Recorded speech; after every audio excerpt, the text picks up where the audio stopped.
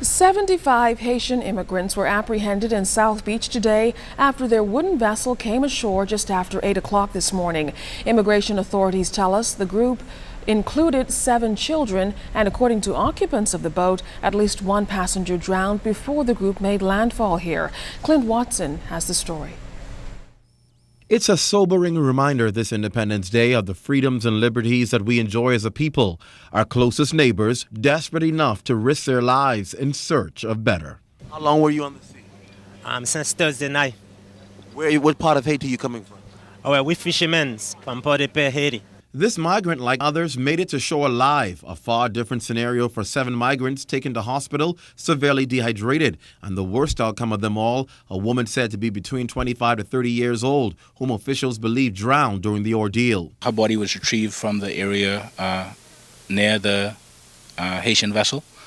She was brought in along with 3 male migrants who were severely dehydrated. Initial visual inspection appears that she may have drowned. However, crime scene officers are returning to the scene to conduct a full investigation as to the situation surrounding her death.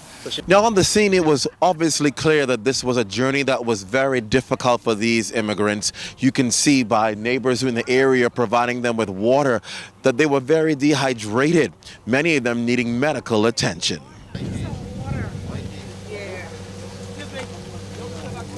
You go to hospital, okay? An accident and emergency physician who lives in the area was on hand to assist emergency services personnel check the health of a group of migrants. They were later determined to be okay and not in immediate need of medical care. The Royal Bahamas Defense Forces Operations Commander Nedley Martinborough confirmed the initial call came around 8 Tuesday morning. They immediately dispatched officers on land and sea. It was a joint operation with police, immigration, and Defense Force officers. They were dispatched to the immediate vicinity of the vessel, where they proceeded to scour the surrounding areas for persons which may have landed from the vessel.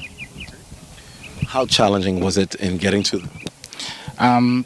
It was pretty difficult, crossing mangroves, etc. However, it's familiar terrain for those of us in the Defense Force, so no difficulty in that, except that the terrain posed for a slight delay in time. ZNS News was the only team to speak exclusively with one of the migrants who made the journey. Turns out he reportedly was in the Bahamas before and was deported. He just went out of food last night in the water. We went out of water and food. How long were you on the sea? Since Thursday night. Where were you headed? Well, we were heading for the Bahamas, but it seemed like we do a good job, but we come off one side. You know, try to find some civilizations, some work. So that's all. We know him. Did you come to the Bahamas to try and find work to live? Yes, to survive, because Haiti no work. We poor people, poor fishermen. We can't even find fish on that water. Officials tell us migrants reportedly scattered in various locations of the Eastern District. Authorities apprehended 3 groups, one off Hannah Road near Yamacraw, the largest group in Seabreeze near the canal, and the 3rd group East Street South near South Beach. Among the latest count, there were 6 children. How many you believe may have been on that boat? Anywhere between that number and maybe to 100, 120. It appears to be about a 40-foot sloop, and they normally pack pretty tight on those, so a rough estimate of maybe 100 or just above 100 persons may have been on board. Clint Watson, ZNS News. Now, we spoke with National Security Minister Bernard Nottage about this case today, and he says an investigation is underway.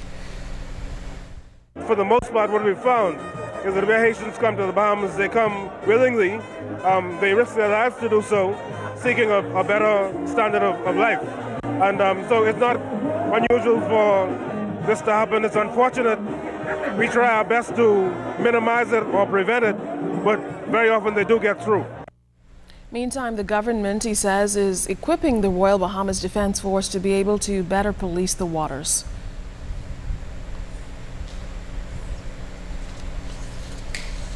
Now, this incident, of course, comes on the heels of the drownings of 11 people off Abaco. The group was headed to Florida.